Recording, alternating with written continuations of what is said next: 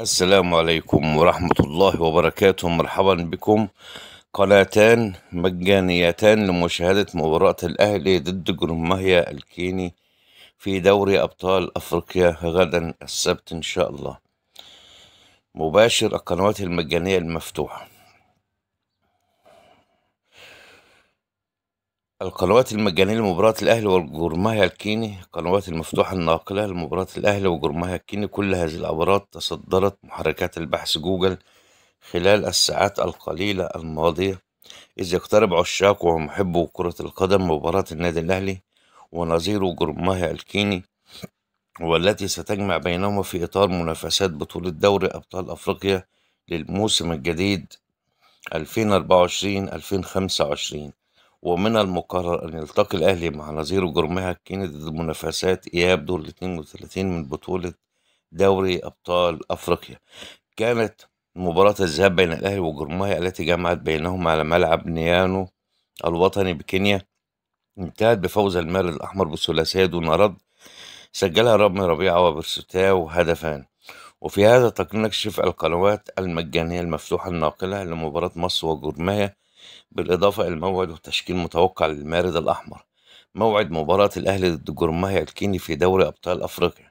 موعد مباراة الأهلي ضد النظير جورماهيا الكيني هو يوم السبت المقبل، يعني غدا، الموافق 21 من سبتمبر المقبل، في إياب دور 32 من بطولة دوري أبطال أفريقيا.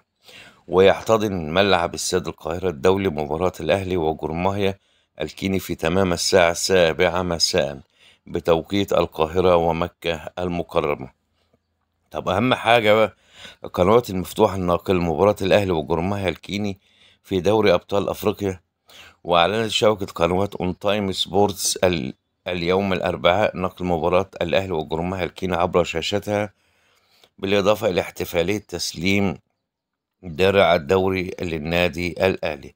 تردد قناة أون تايم سبورت الناقلة لمباراة الأهلي وجورماهيا، وتردد قناة أون تايم سبورت المفتوحة الناقلة لمباراة الأهلي وجورماهيا في دوري أبطال أفريقيا على النحو التالي: القمر طبعا نايلسات التردد 11861، معامل الاستقطاب عمودي في، معدل الترميز 27500، معامل تصحيح الخطأ 5/6. وطبعا القمر الصناعي قلنا نايلسات. تمام. تردد قناة اون تايم سبورت مباراة الأهلي والكيني خلاص. طب قناة بقى أبو ظبي تعلن نقل مباراة الأهلي وجورماهيا الكيني في دوري أبطال أفريقيا. كما أعلنت قناة أبو ظبي عبر حسابها الرسمي على موقع التواصل الاجتماعي فيسبوك نقل مباراة الأهلي وجورماهيا الكيني في دوري أبطال أفريقيا عبر شاشاتها طبعا المفتوحة والمجانية، وبالتحديد عبر قمر اي دي سبورتس 11 اتش دي على القمر الصناعي نايلسات.